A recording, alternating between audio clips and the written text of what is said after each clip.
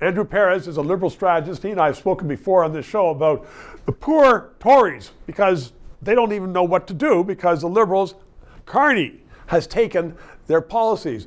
But then so much of the Liberal Party was changed under Trudeau.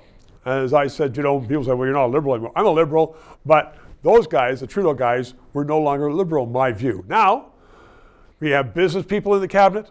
Carney is going on a policy of economic growth and strength, resources, coming back to the old Liberals of the 30 or 40 years ago. So how is Carney going to keep that left part, or are they going to leave and support the NDP? Well, I think in the short term, he is going to get away with pivoting the party to the center. And because of the Trump threat, and the NDP has no party status. Right. But I think the key to Mr. Carney's success is to continue injecting new blood and new voices and thought and opinions into this government, both within the party apparatus and in the PMO, but also in the cabinet. So Tim Hodgson is a great example of a new person, not a politician, a business titan, and to act as a bulwark against the dead wood that was affiliated with the Trudeau party that weighed the party down. So restoring cabinet government, where ministers actually have spheres of influence within the cabinet and can drive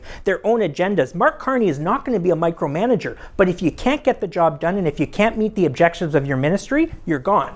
So, Hodgson's a great example. You look at the government, even of the early Trudeau years, there were so many, Winters, all kinds of other, John Turner, people in there who were center-right. And so if we go that way, then there's that whole bunch that Trudeau attracted to the party, who sometimes didn't vote for him that much, but they were still there. I put my question to you again. Are they going to join the NDP? The NDP may be rebuilt by this.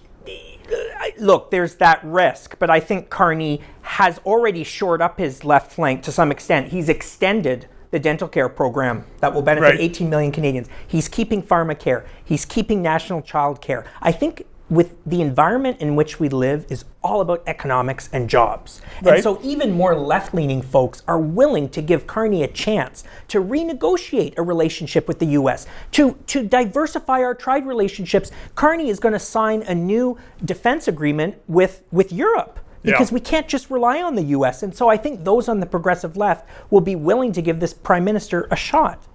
Well, I think they are for a while. I think you're right on that. But I think overall, in the long term, we are in for a shift. When you say you don't know what the left is, you don't know what the right is anymore. But it provides perhaps an opening for the NDP if they're smart. That party hasn't been smart for a very long time. That's a big if. But it creates a big challenge for the Conservative Party. And the big question mark is, will Pierre Poilievre, I know he's safe for the moment, but will he remain the leader 3 or 4 years from now? Because I think if Mr. Carney is able to deliver on change and be a transformational prime minister, he will be very well positioned to win a second term. 3 minutes. Andrew, thank you very much. To those of you who have subscribed and donated, a heartfelt thank you. You're keeping us on the air. If you're watching and you haven't, please try to do so, because 4 years ago, we started this show because there needed to be independent analysis. Now more than ever, with the Online Harms Act, once that gets into law, it's been passed once by the House, there are going to be hundreds of bureaucrats censoring the news in Canada, censoring this show. We need to keep it on the air. Thanks for your support.